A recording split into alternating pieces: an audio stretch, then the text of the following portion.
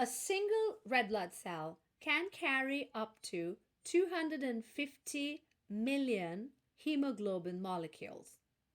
Each hemoglobin molecule has the ability to carry up to 4 oxygen molecules.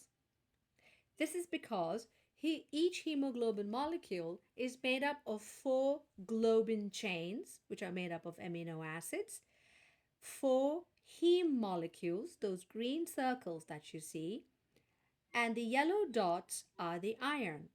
So we have globin, heme, which are the disc-shaped structures, and the dots are the ferrous ion, Fe2+.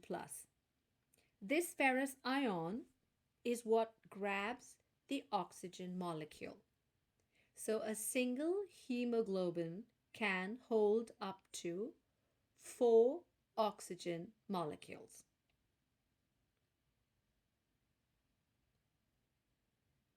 Remember that the red blood cell holds up to 250 hemoglobin molecules. So 250 times 4, a single RBC can potentially carry about 1 billion oxygen molecules.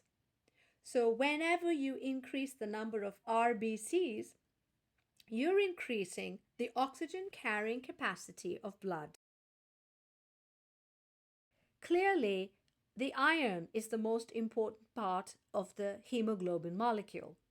We get our iron from green leafy vegetables, lentils, beans, steak, and tofu. Iron in our food comes in 2 forms: the ferric form, which is Fe3+, and the ferrous form, which is the Fe2+. We need the iron to be in the ferrous form. So in the stomach, hydrochloric acid converts the ferric to the ferrous. The stomach also has a protein called gastroferritin. Gastro meaning stomach, ferri meaning iron, and in is protein. So this is a protein that picks up iron and transports it to the small intestine. In the small intestine, the gastroferritin drops off the ferrous ion.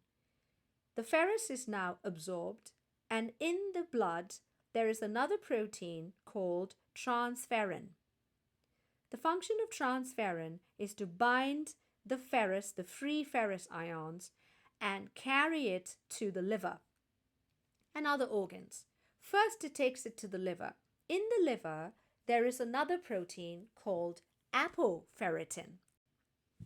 And this apoferritin grabs the free ions, the ferrous ions, that have been dropped off by the transferrin and binds it.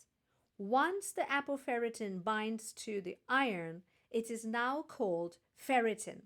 Ferritin is the storage form of iron in the body. Once the iron has been dropped off in the liver, the transferrin continues to take the remaining iron or ferrous ion to the bone marrow, where it is used to make hemoglobin and red blood cells, and to the muscle tissue, where it is used to make myoglobin, which is basically hemoglobin in the muscle. So let's review the words that we just learned. Gastroferritin. Gastro means stomach. Ferri means iron. And in means protein. A protein in the stomach that binds to iron. Transferrin.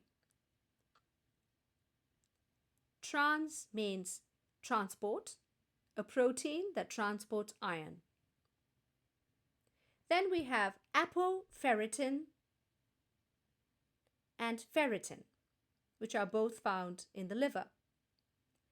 Apoferritin is the free ferritin, which means it's free from iron. Before the iron binds to it, it's called apoferritin, and once it binds to it, it's called ferritin, a protein that binds iron. Let's imagine that you have a patient that has undergone a partial gastrectomy. Gastrectomy is a surgery in which a portion of the stomach has been removed. Gastro means stomach, ectomy means to cut out. Now, a person who has had a gastrectomy must be monitored for iron levels. Why is that? There are two reasons for this, and we have to go back to the iron metabolism that we just learned to answer this question. The stomach contains two things. One is the hydrochloric acid. If you remember, the hydrochloric acid is the one that converts the ferric ion to the ferrous ion. If it doesn't do that, the levels of iron will go down. Now, the stomach also has gastroferritin.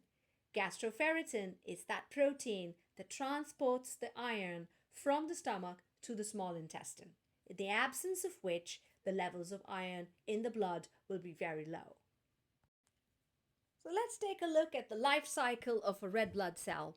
A red blood cell lasts for about 120 days in the blood circulation, after which it is destroyed. The red blood cell, when it's broken down, is broken into cell fragments and hemoglobin. The cell fragments are all phagocytized by macrophages and they are cleaned up. The hemoglobin is further broken down into heme and globin. The globin is broken down into amino acids, and these amino acids can be recycled and reused by the body. The heme, on the other hand, has two parts to it. It's got that disc-like structure and it has iron. The iron is either used, stored, or lost by the body. The heme, on the other hand, the disc-like structure, turns into bile salts. And these bile salts, they help to emulsify fats, and finally, they end up in the feces.